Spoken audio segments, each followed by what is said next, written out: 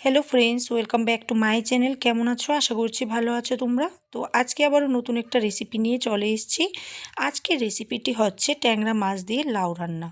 এইভাবে ট্যাংরা মাছ দিয়ে লাউ রান্না করে খেয়ে দেখবে ভীষণই সুস্বাদু হয় আর খেতেও ভীষণ ভালো লাগে। তাহলে চলো রেসিপিটি প্রথম থেকে শেষ পর্যন্ত দেখতে থাকো। প্রথমে একটা কড়াই বসিয়ে আমি দিয়ে দিচ্ছি পর্যাপ্ত পরিমাণ অনুযায়ী সর্ষের তেল। আর আজকের রেসিপিটা আমি রান্না করছি মাটির চুলাতে।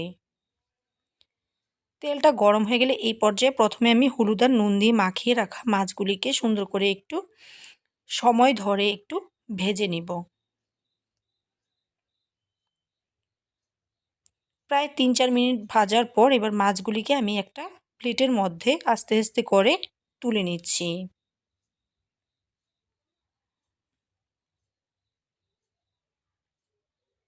সবগুলি মাছ তোলা হয়ে গেলে কড়াইয়ে আবারও কিছুটা পরিমাণ তেল দিয়ে দিলাম। তেলটা গরম হলে দিয়ে দিলাম 4টে শুকনো লঙ্কা, দিয়ে দিচ্ছি একটা তেজপাতা ছেঁড়া।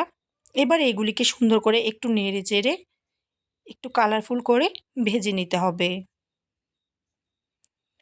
এরপর আমি এর মধ্যে ফোড়নে দিয়ে দিলাম অল্প পরিমাণ একটু পাঁচফোড়ন। পাঁচফোড়ন দেওয়া হয়ে গেলে আবারও খুব সুন্দর করে পাঁচফোড়নগুলিকে একটু ভেজে নিতে হবে।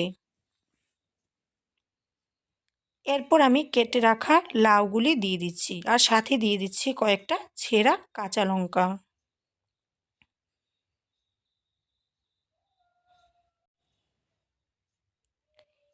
তারপর আমি এর মধ্যে দিয়ে দিচ্ছি পরিমাণ অনুযায়ী নুন।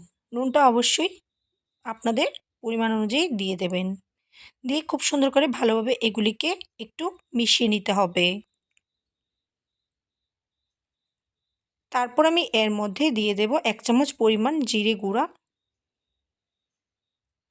দিয়ে দিচ্ছি 1 চামচ পরিমাণ ধনে গুঁড়া, দিয়ে আবারও ভালোভাবে এগুলিকে একটু লাউয়ের সাথে মিশিয়ে নিতে হবে।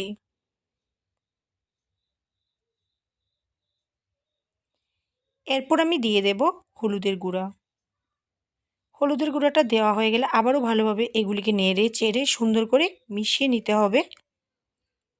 এরপর হচ্ছে আমি ঢেকে রান্না করব কিছুক্ষণ, যাতে লাউগুলি সিদ্ধ হয়ে যায়। ঢেকে দেওয়ার আগে এর মধ্যে দিয়ে দিচ্ছি অল্প পরিমাণে একটু চিনি। চিনিটা অবশ্যই দিতে হবে, না হলে কিন্তু আবার খেতে ভালো লাগবে না। চিনিটা দেওয়ার পর আবারও খুব সুন্দর করে ভালোভাবে এগুলিকে একটু মিশিয়ে নিতে হবে। তারপরে হচ্ছে আমি এবার ঢেকে দেব।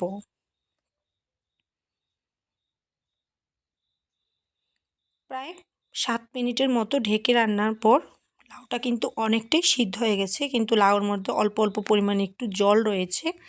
তো আবারও সুন্দর করে ভালোভাবে এগুলিকে মিশিয়ে নিয়ে তারপরে হচ্ছে এবারে আবারও একটু ঢেকে দিচ্ছি।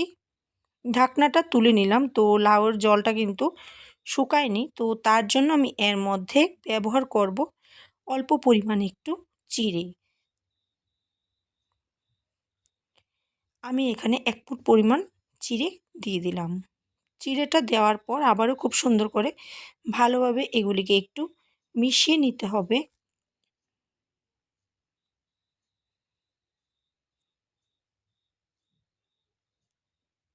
তারপরে আমি এর মধ্যে এবারে দিয়ে দিচ্ছি ভেজে রাখা ট্যাংরা মাছগুলি। তো ট্যাংরা মাছগুলি দিয়ে তারপরে আবারও কিছুক্ষণ একটু সুন্দর করে না ঢেকে এইভাবেই রান্নাটা করে নেব। অনেকটাই কিন্তু লাউ থেকে জলটা শুকিয়ে গেছে আর লাউগুলি সিদ্ধ হয়ে গেছে।